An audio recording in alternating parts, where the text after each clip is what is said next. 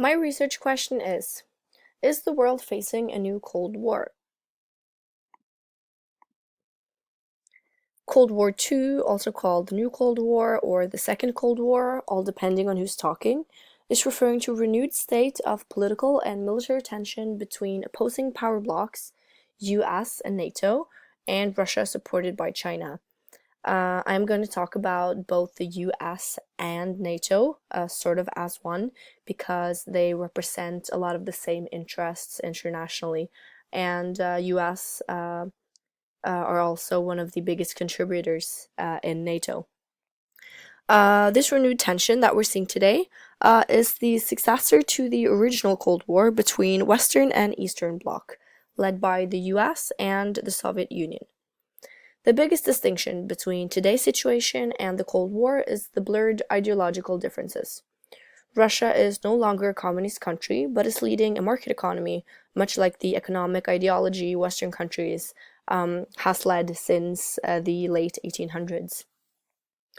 The Ukraine crisis is considered the triggering cause to the new political and military tension, so that is what we're going to talk about first. The Ukraine crisis. In 2013, former President Yanukovych cancelled a long-term negotiated association agreement with the EU in favor of a deal with Russia, resulting in mass protests at the Maidan Square in Kiev. The demonstrations led to the ousting of the president Yanukovych and threw the Ukraine into a political crisis, which soon would be worsened by the Russian invasion and annexation of the Crimean Peninsula in 2014. The US and NATO was quick to condemn the annexation and demand Ukraine's sovereignty to be respected in the area. Armed conflict is still raging in eastern Ukraine between the post-revolutionary Ukrainian government and pro-Russian insurgents, often supported by the Russian military forces, both with resources and with soldiers, which is, again, violating the Ukrainian sovereignty. The crisis in Ukraine triggered the renewed tensions between NATO and Russia by exceeding Ukrainian sovereignty and interfering with the plans between Ukraine and NATO. NATO expansion. NATO was established as protection against the Eastern Bloc during the Cold War. The Soviet Union fell in 1991, and with that fell the Warsaw Pact, which was the equalizer to the North Atlantic Treaty Organization. NATO has since continued expanding the treaty, especially aiming on Eastern Europe, and this has contributed to the current tensions. Russia considers the expansion unnecessary and threatening. The Soviet Union and the Warsaw Pact is history. What is NATO really protecting themselves from? Putin said himself in 2016 that Russia is planning countermeasures against NATO if his country feels utterly threatened. NATO's expansion in Eastern Europe is one of the reasons why the relationship between the organization and Russia has become cold. Syria.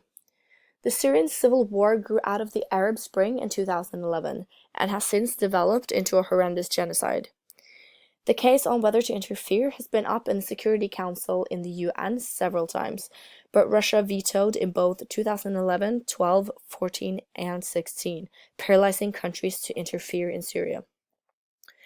Russia's and the US's different views on the future of the Assad regime have been one of the biggest obstacles to a comprehensive and powerful resolution from the Security Council.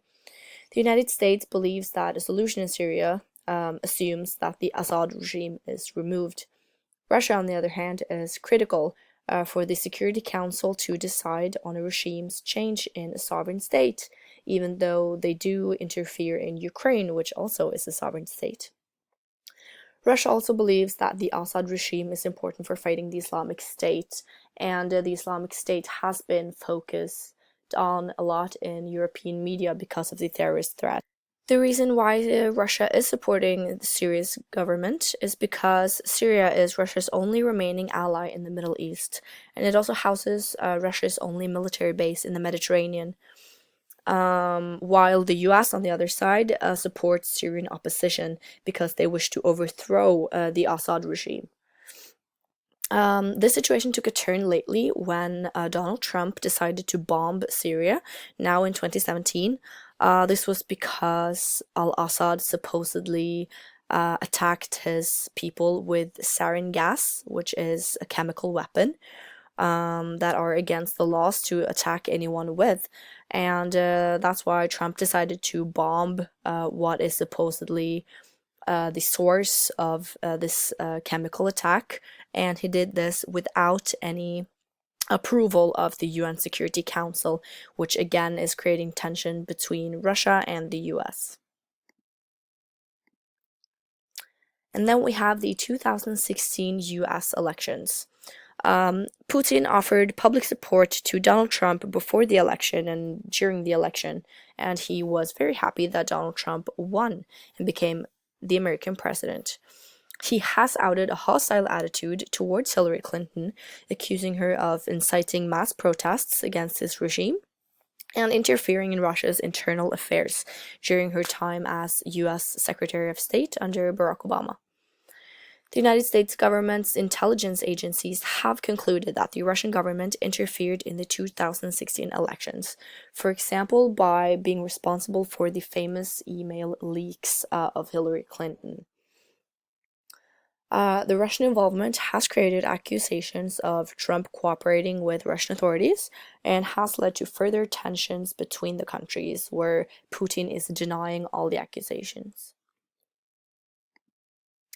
So, is the world facing a new Cold War?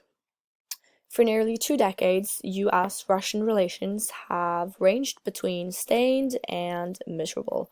Although the two countries have come to agreements on various issues, the general picture is grim. Many Russian and American policy experts no longer hesitate to use phrases like the Second Cold War. Serious events in recent years has flared up renewed hostility, and we see that different interests in foreign affairs are creating similar power blocks as the ones we saw during the Cold War. There are still no signs of an arms race, which is consoling for many, and new ideological standings have created a common interest in trade, again making the countries more dependent on each other and making the reality of a full-blown Cold War unlikely. Personally, I don't believe that there will be a Cold War like the last, but an ice front between two powerful countries like the US and Russia must always be taken seriously, and I believe that it is. These are my sources. Thank you for listening.